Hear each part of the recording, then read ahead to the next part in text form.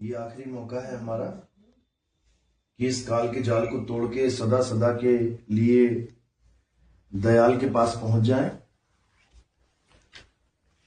भेद बिल्कुल महीन है, लेकिन जिसको समझ में आ जाता है वो निकल जाता है, जिसको नहीं समझ में आता वो यहीं फंस जाता है। क्योंकि काल और परमात्मा, जब तक इन दोनों के स्वरूप का ज्ञान नहीं होगा, जब तक इन दोनों के अस्तित्व का ज्ञान नहीं होगा, निकल नहीं सकता कोई। कहने को परमात्मा और काल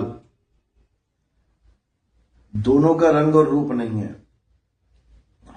क्योंकि काल के पास भी एक ताकत है जिससे वो निराकार रूप में विराजमान रहता है, उसका कोई रंग रूप नहीं है। और जब वो चाहता है तो साकार बन के आ जाता है, तब उसका रंग रूप आ जाता है, वो बदल जाता है, इसलिए वो माया और काल कहलाता है। लेकिन जो परमात्मा है वो कभी बदलता नहीं है। परमात्मा अपरिवर्तनशील है, उसमें परिवर्तन नहीं होता। तो जितने भी पंथ चल रहे हैं आज परमात्मा और काल की बात कर रहे हैं, अगर इनसे केवल ये पूछ लिया जाए कि काल का स्वरूप क्या है और परमात्मा का स्वरूप क्या है, तो इनके पास जवाब नहीं आएगा कोई, क्योंकि काल को ये जानते ही नहीं है कि काल होता क्या है। बातें केवल परमात्मा की करेंगे और भक्ति काल की करवा देंगे। 52 अक्षर काल की ही भक्ति है, मंत्र दे देंगे, जंत्र दे देंगे जपने के लिए, लेकिन समझ नहीं पाएंगे कि 52 अक्षरों के द्वारा किसी का मोक्ष मुक्ति नहीं हो सकती।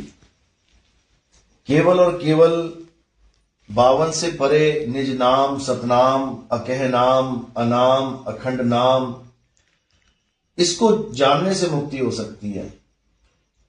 तो अब क्या करना है, अपने जीवन में इन सारे नामों को किनारे कर देना है और हमें परमात्मा का और काल का दोनों का स्वरूप लखाने वाला गुरु धारण करना है, जो तुम्हें काल की भी जानकारी पूरी दे कि काल है क्या, क्योंकि कहीं गलती से काल की पूजा तो नहीं कर रहे हो, और परमात्मा की भी पूर्ण जानकारी दे कि परमात्मा आखिर कहते किसे हैं, परमात्मा तत्व है क्या, परम तत्व होता क्या है।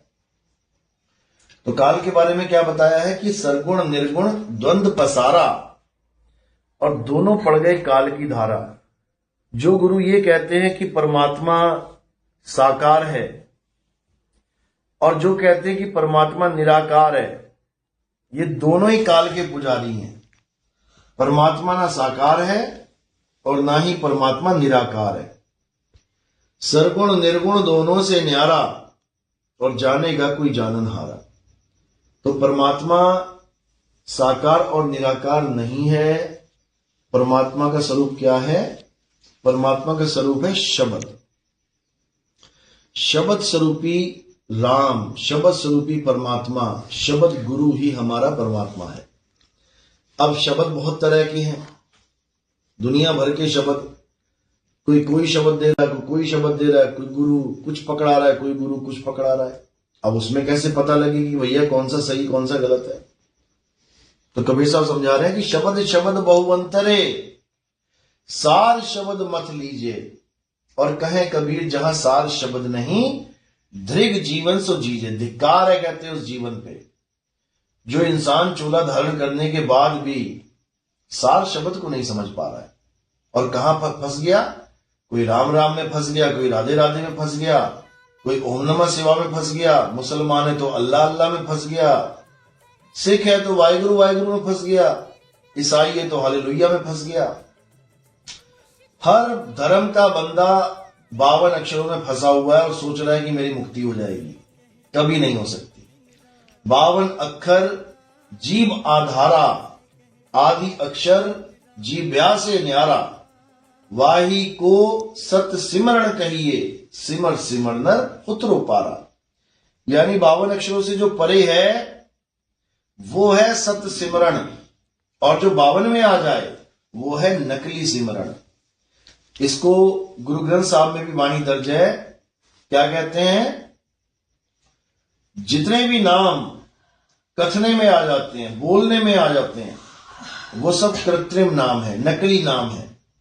तो कह रहे कृत्रिम नाम कथे तेरे जीवा, और सत्य नाम तेरा परा पुरबला।